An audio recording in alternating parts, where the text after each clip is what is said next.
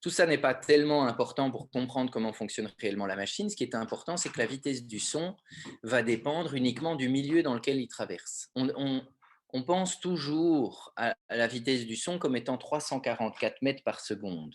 Enfin, on y pense toujours. Je ne sais pas si vous y pensez tous les jours, mais moi, j'y pense en tout cas à chaque fois que je fais la présentation.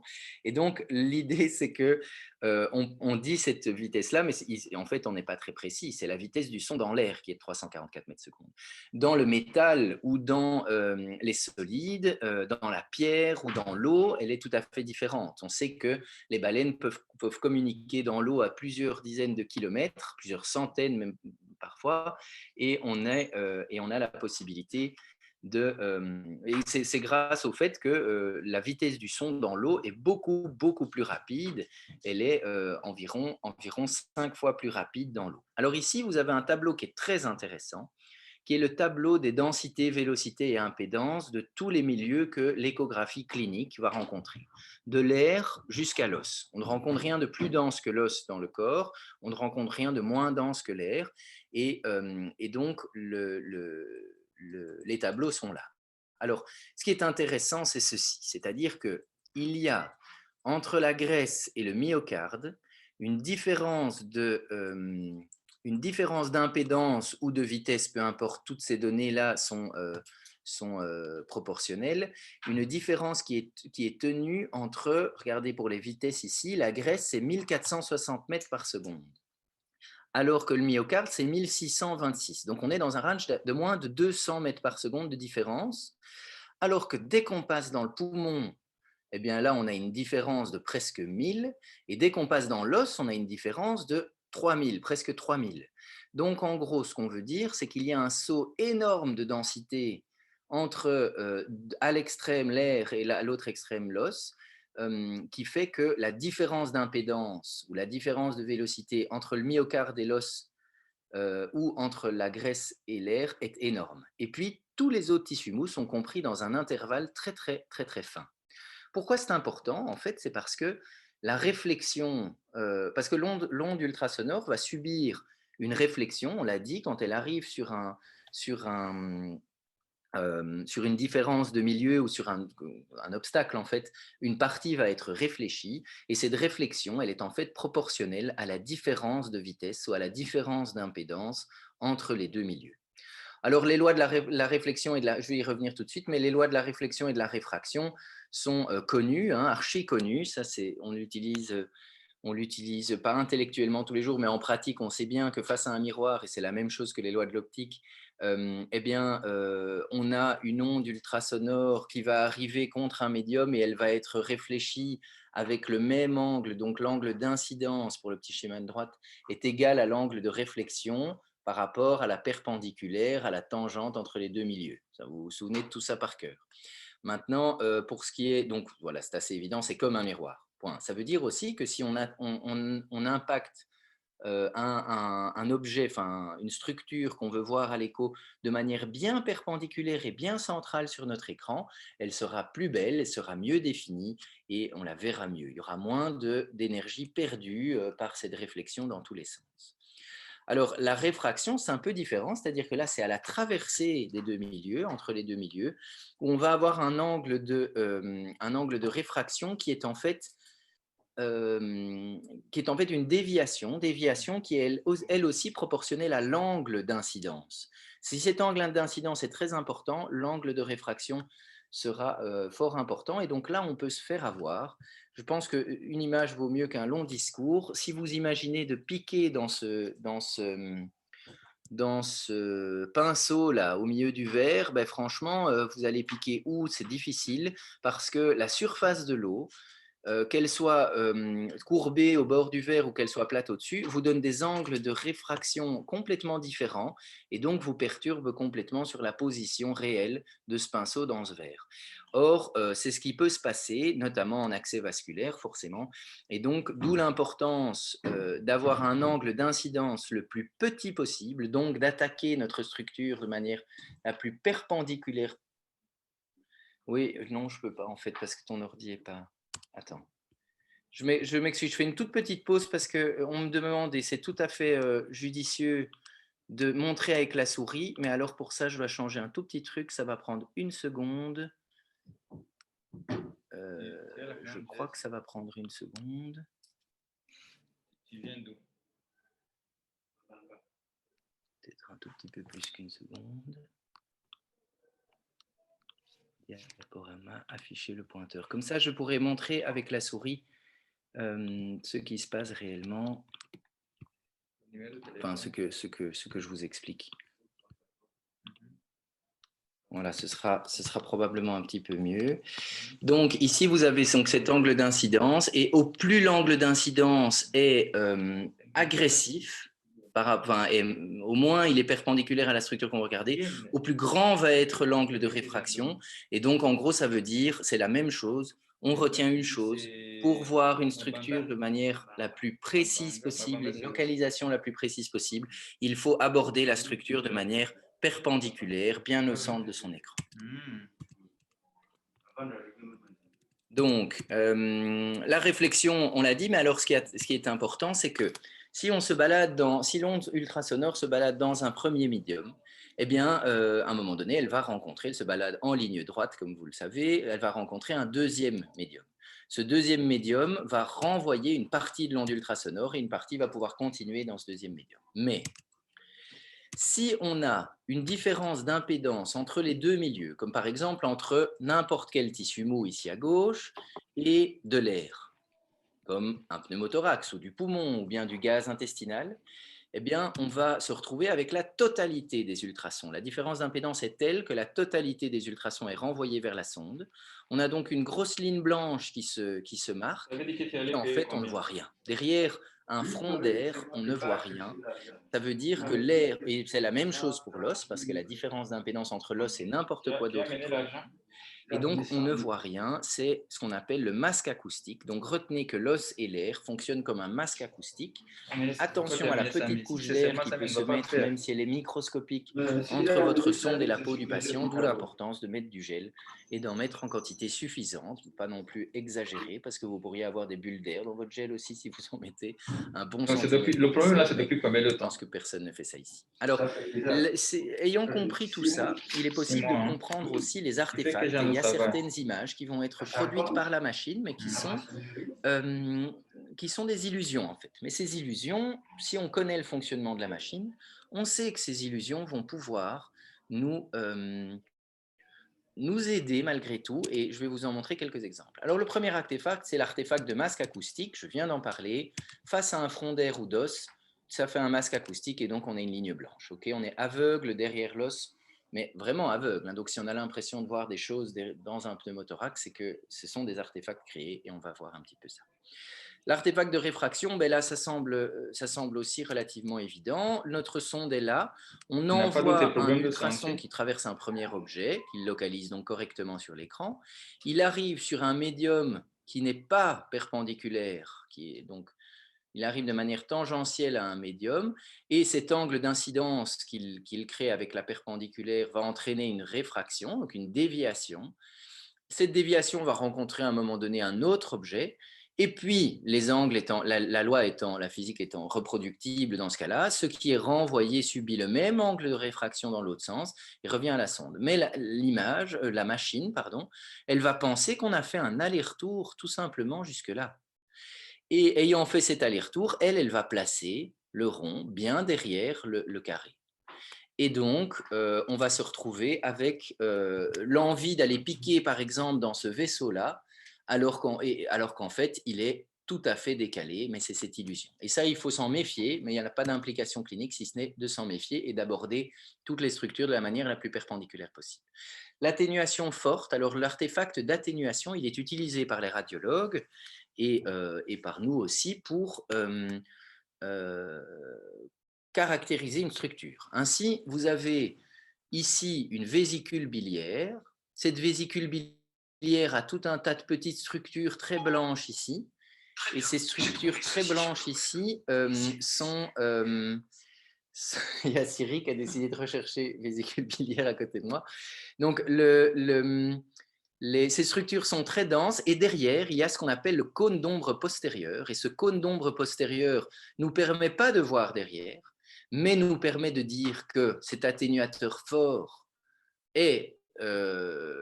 a une impédance très différente du milieu liquidien et donc n'est pas un polype mou et de la calcification. Et dans ce cas-ci, tout plein de microlithiases qui semblent venir s'enclaver au-dessus de vésicule. Donc, les radiologues utilisent l'artefact d'atténuation fort pour déterminer la nature de la structure, dans ce cas-ci calcifiée. L'atténuateur fort, là, c'est une image assez typique, donc vous avez vraiment ce cône d'ombre postérieur. En pratique de niveau 1, disons d'urgentiste, on ne fait pas de vésicule biliaire bien sûr, mais on utilise ça par exemple pour savoir clairement, ah oui, non, ça c'est une côte. Quand on fait de l'écho thoracique, pour se dire, ok, il y a un cône d'ombre postérieur, c'est une côte, eh bien c'est le même principe. L'atténuateur faible, c'est l'inverse, c'est un tout petit peu plus compliqué à comprendre, mais en gros, l'idée c'est de dire que, l'idée c'est de dire que lorsqu'un ultrason va traverser une structure liquidienne, la vessie ou bien dans ce cas-ci un kyste biliaire, eh bien il va, si vous voulez, dans le trajet liquidien, économiser une partie de son énergie, parce que c'est plus dur pour lui de traverser du parenchyme hépatique que de traverser du liquide. Il va donc économiser une partie de son énergie et il va être plus fort là derrière et donc entraîner une brillance postérieure derrière les structures liquidiennes. C'est le cas notamment derrière la vessie, dans nos examens FAST. Lorsqu'on regarde la vessie, eh bien, on voit que derrière la vessie, c'est très très blanc et il faut faire attention à cela.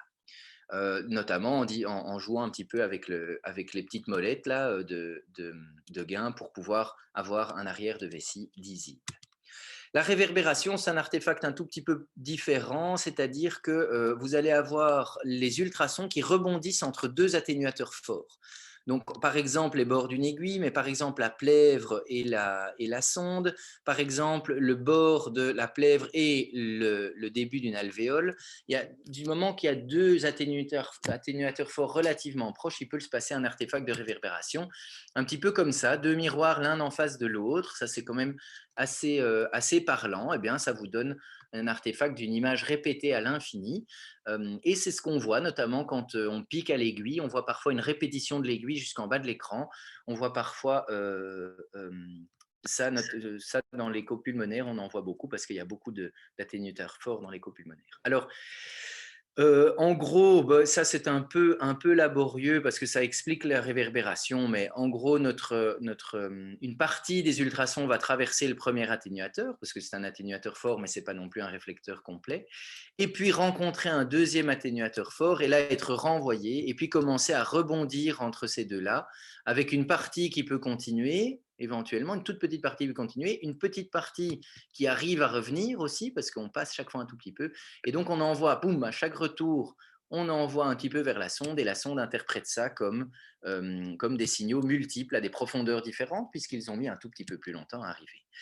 Alors ça, c'est l'artefact de réverbération qu'on appelle des lignes Z, qui sont des petites floches comme ça, des espèces de petits blushs qui démarrent de la plèvre. Ici, c'est une écho pulmonaire puisque vous voyez l'artefact de cône d'ombre postérieur ici derrière une côte, derrière l'autre côte.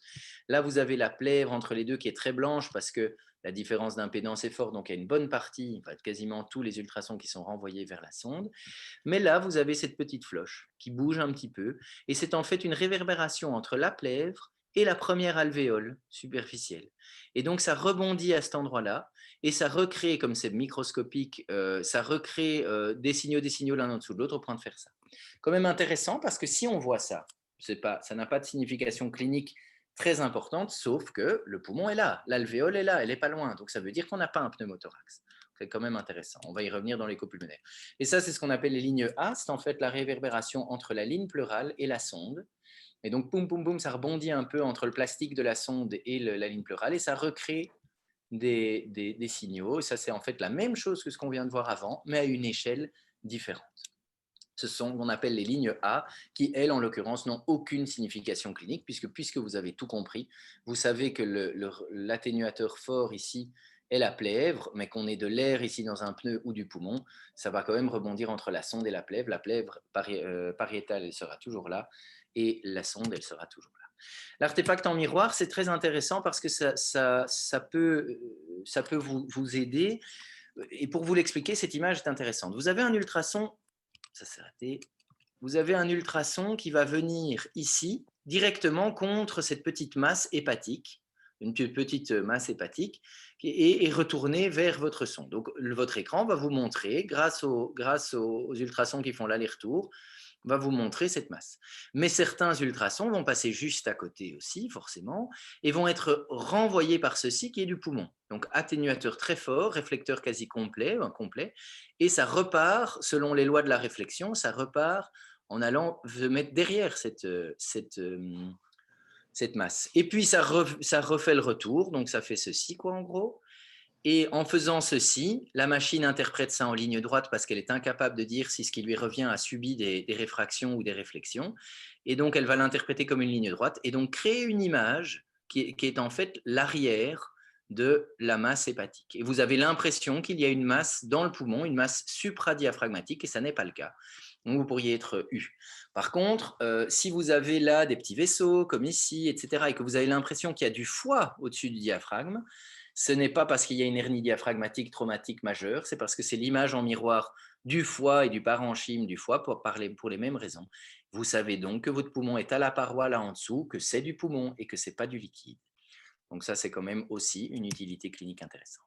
Et alors les lignes B, on va en revenir pas mal dans la dyspnée, mais en gros, au niveau physique, les lignes B, c'est dans les premières alvéoles sous-pleurales, il y a un mélange d'eau et de bulles. En fait, c'est du poumon mouillé, donc des bulles dans les alvéoles vont former une structure physique, une structure chimique, quoi, qui va entrer en résonance avec les ultrasons qui lui sont donnés, et cette résonance va créer beaucoup de signaux, et donc va générer ces lignes B qui sont en fait définies comme étant des lignes qui traversent tout l'écran jusqu'au fond de l'écran, qui bougent avec la respiration et qui effacent les lignes A.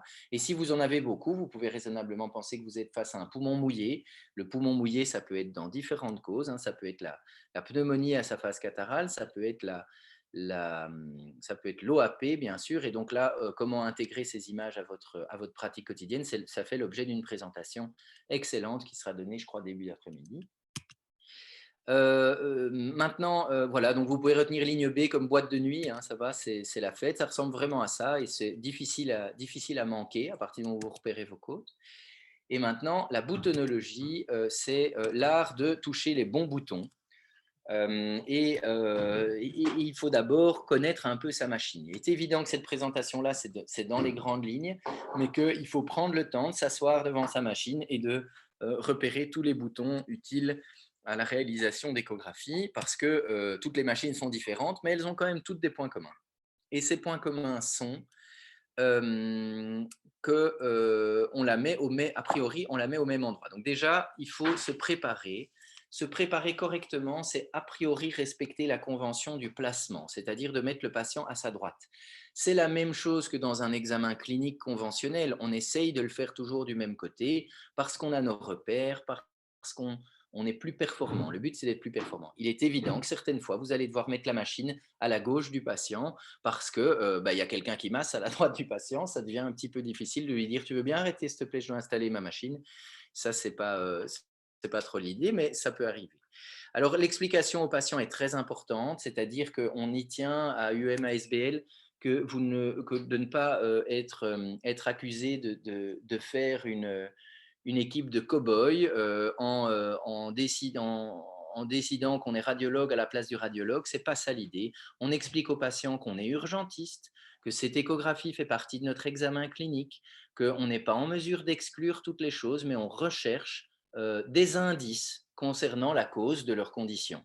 Ça, c'est globalement un peu la phrase type. On recherche des indices pour expliquer votre état de choc ou pour expliquer pourquoi vous avez du mal à respirer. Mais en aucun cas, vous ne terminez votre examen en expliquant: tout va bien, madame, prochaine échographie de contrôle dans 10 ans. Donc voilà, alors encoder les infos aux patients est important parce que médico-légalement, bien sûr, vous allez peut-être devoir répondre de vos échographies, et puis même d'un point de vue personnel pour la réalisation de vos carnets de stage, et aussi pour la discussion et le sérieux de votre pratique échographique. La discussion avec d'autres personnes, c'est quand même utile d'avoir vos images et de les retrouver facilement, et je vous encourage à encoder dans les infos patients, encoder votre nom aussi comme opérateur, qui vous permettra dans toutes les machines en un clic de retrouver toutes vos échographies. et de pouvoir les exporter sur une clé USB par exemple. La sonde est portée dans la main droite. Le réglage machine se fait à la main gauche, donc la position type c'est main gauche sur la machine, main droite sur le patient avec la sonde dedans, ça marchera beaucoup mieux. Et puis vous devez être confortable, tant pour le patient que pour vous. C'est vraiment vrai, si vous avez un patient qui est trop bas, qui est trop haut, que vous êtes mal installé de travers, que la machine est à moitié dans votre dos et que vous devez vous troquer le cou pour la regarder, eh bien vous allez bâcler votre examen, vous allez être dégoûté de l'échographie et ça va aider personne. Donc là, on a pris une machine d'échographie qui a été une des machines les plus vendues ces dernières années pour vous expliquer qu'il y a qu'il y a des points communs à toutes les machines. La première chose, c'est qu'il va falloir choisir la sonde. Donc en fait, si on regarde ici, il va d'abord falloir encoder les données patients et toutes les machines ont le même process. Encoder les données patients, choisir la bonne sonde, choisir l'examen ou preset dans certaines machines ou réglage, donc choisir le type d'examen qu'on va faire, puisque la machine va directement proposer la bonne profondeur, le bon contraste, etc. Ensuite, il y a toujours une souris, que ce soit une boule, un trackpad, ou alors si c'est tactile, mais il y a toujours moyen d'explorer l'écran. Choisir les différents modes, le mode M, le mode 2D ou mode B aussi sur certaines machines, et le mode couleur, et faire les 3 réglages de base, la focale, la profondeur et le gain. Si vous avez une machine Sonosite, ne cherchez pas la focale parce qu'elle est directement réglée au milieu de l'écran par souci de simplicité. C'est leur politique. Alors voilà, il y a toujours la zone, le pad de freeze and store, ça veut dire en gros pouvoir geler l'image, acquérir l'image, donc faire une saisie d'écran. Et si vous, là, sur la plupart des machines, si vous poussez directement sur le bouton acquérir, eh bien, vous allez acquérir une petite vidéo. Il ne faut pas friser pour acquérir une petite vidéo. Tout ça se règle. Si vous voulez des vidéos a posteriori de votre examen, donc enregistrer les 3 secondes qui viennent de se passer, ou enregistrer les 3 secondes qui vont se passer, ou faire des films de 25 secondes, tout ça se règle dans les menus. N'hésitez pas à voir avec un peu votre référent, votre passionné de votre service, comment est-ce qu'on fait, ou le délégué qui peut vous expliquer tout ça. Et alors labelliser, mesurer, faire des calculs, c'est quand même important de maîtriser ça pour mesurer une heure. Vous allez voir qu'on fait quand même certaines mesures dans le truc. Il y a aussi le time gain compensation qui est en gros le réglage du gain, donc de la luminosité de l'image en fonction de la zone d'image, zone superficielle, zone moyenne et zone profonde. Dans ce cas-ci, parfois, il y a 8 boutons. C'est pour notamment pouvoir diminuer la zone profonde, pour voir mieux derrière une ici, par exemple,